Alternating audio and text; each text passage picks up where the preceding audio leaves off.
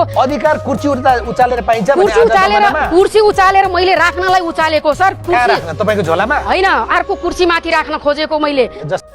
उनी हुन् रङ्गिला देवी यादव, नेकपा एमालेबाट समानुपातिकतर्फ मधेसी महिला समूहबाट विक्रमसम्म 2082 फागुन 21 को निर्वाचनपछि सांसद बनेकी थिइन्।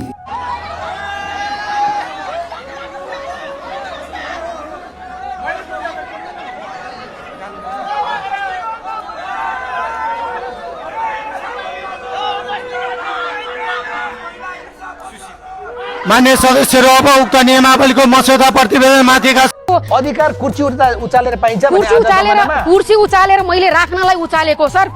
तपाईको झोलामा हैन, अर्को कुर्सी माथि राख्न खोजेको मैले। जस्तै तपाईको एउटा फोटो आयो नि हैन पुरा, त्यो त एआईले बनाएको सर। मैले यसरी गरेकै छैन।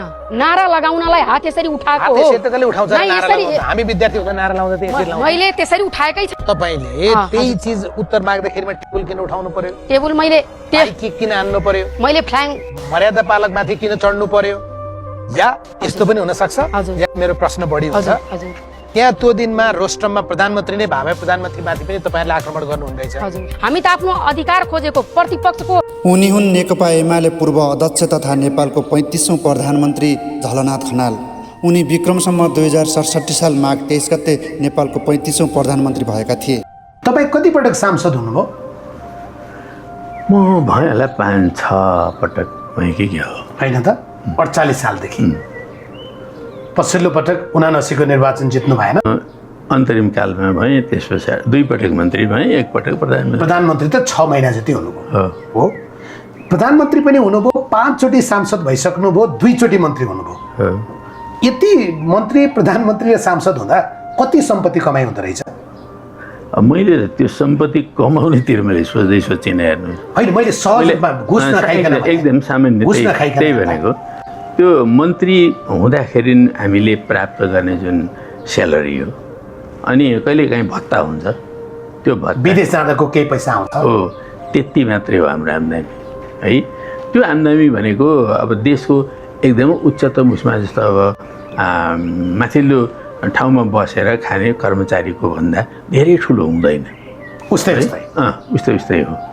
र त्यही अवस्थामा बसेका मान्छेले ठुल्ठुला बिल्डिङहरू बनाउन सक्दैन हेर्नुहोस् है।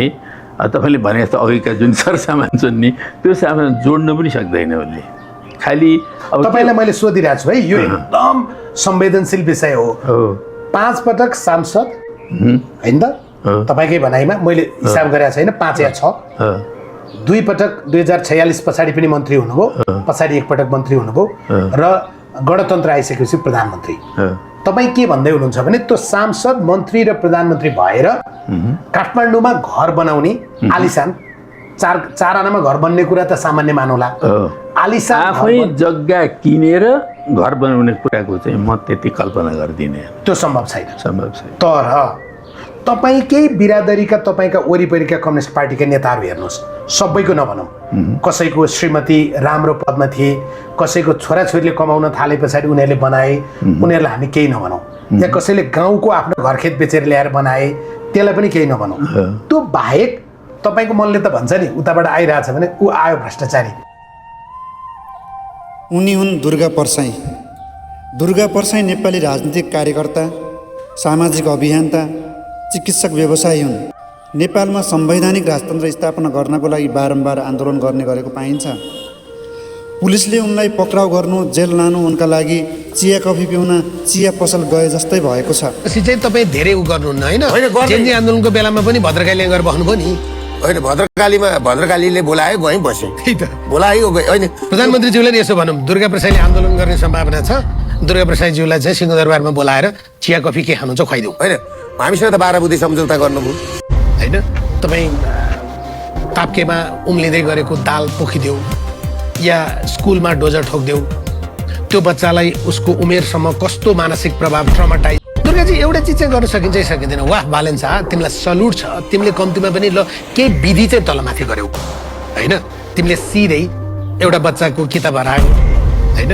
तपाईँ ताप्केमा उम्लिँदै गरेको दाल पोखिदेऊ या स्कुलमा डोजर ठोकिदेऊ, त्यो बच्चालाई उसको उमेरसम्म कस्तो मानसिक प्रभाव, ट्रमाटाइज भइरहन्छ होला यो सबै चाहिँ तिमीले ध्यान पुर्याउनु पर्ने कुरा गरेनौ। मानवीय पाटोमा तिमी कमजोर देखियौ, तर तिम्रो नियत साँच्चैलाई व्यवस्थापन गर्ने हो भने चाहिँ वी सल्युट अर वी हेल्प यु, हामी तिमीलाई सहयोग गर्छौँ भन्न सकिन्छ कि सकिन्छ? अनि त्यो सकिन्थ्यो, तर कस्तो भने बाटोमा सडकमा हामीले त्यो आवाज उठायो नि त। दुर्गा प्रसादले सबैभन्दा बढी आवाज उठाएको नि त भूमिविहीन सुकुम्बासी, त्यो चक्रवर्ती ब्याचमा परेर सुकुम्बासी हुन पुगेका मान्छेको त सबैभन्दा बढी आवाज त राजालाई लगेर पानसमा दियो बालेर मैले त्यो राजाको हातबाट पानसमा दियो बोलेको थिएन भने यो आवाज यहाँसम्म आउँदैन थियो होला। त्यसमा मलाई पनि कतिवटा फाइदा भयो। अघि तपाईँले भने जस्तो मलाई पनि ब्याज सालको 30-40 करोड रुपियाँ मलाई पैसा मेरो पनि जोगियो। अभियानै बोकेर अनुमति पनि ल्याउनु भयो गोविन्द केसीहरूबाट छुटाएर। मैले एफिलिएसनै पाएँ, विद्यार्थी पढाउनु पाएँ। त्यो आफ्नो ठाउँमा चाहिँ विद्यार्थी पढाएको छ नि, त्यो ठाउँको विकास हो। त्यो मलाई पनि अघि जस्तो होइन। तर हामीले बुझ्नुपर्ने कुरा के हो भन्दाखेरि उहाँले चाहिँ हामी जस्तो मान्छेलाई बोलाएर तपाईँहरू यो किन सडकमा हुनुहुन्छ, सडकमा छछल्केका चिजहरूलाई बोलाएर ल्याएर उहाँले दुर्गाजी यो कुरा के हो, जस्तो अहिले हाम्रो यहाँ कुरा हुँदैछ नि, जस्तो उहाँले तपाईँले छलफलमा ल्याइदिए। उनी हुन् ज्ञानबहादुर शाही अर्थात् ज्ञानेन्द्र शाही। राष्ट्रिय प्रजातन्त्र पार्टी जुम्ला क्षेत्र नम्बर 1बाट प्रत्यक्षतर्फ 2 पटक निर्वाचित भएका सांसद हुन् ज्ञानेन्द्र शाही। अब दल त यो पटकको चुनावले मरिच चाउरे जस्तो चाउरिहाल्यो। तपाईँको मात्रै चाउरिया होइन, अधिकांश दल चाउरिए होइन। तपाईँले प्रत्यक्षतर्फ जुम्लाबाट यो पटक पनि नजितिएको भए दल सम्भवतः राष्ट्रिय दल पनि हुँदैन थियो राप्रपा। तथापि जोगाउनु भयो क्यारे बिउ। र तपाईँहरूले संसदबाट बोल्ने, हामीले टेलिभिजनबाट बोल्ने होला, उहाँहरूले अभियानबाट बोल्ने होला, नागरिकले सडकबाट बोल्ने होला होइन। अब कति त सामाजिक सञ्जालमा मात्रै बोल्छन्। संसद बोलाउनका लागि सबै विपक्षी दलहरू एक ठाउँमा हुने र संसद मार्फत यी सुकुम्बासीका कुरालाई सरकारसम्म पुर्याउने, यो गर्न किन नसकेको? अब समाधानको कुरा के हो भने जहिले गरे पनि जसका पाला गरे पनि हामीले गर्न सकेनौँ होइन। हामीले गर्न किन नसक्ने? हामीले सुरु त गरेका छौँ नि, सुरु त गर्यौँ नि त। परमार थप्ने त्यस्तो होइन नि। रुमाल देखाएर चाहिँ हुँदैन।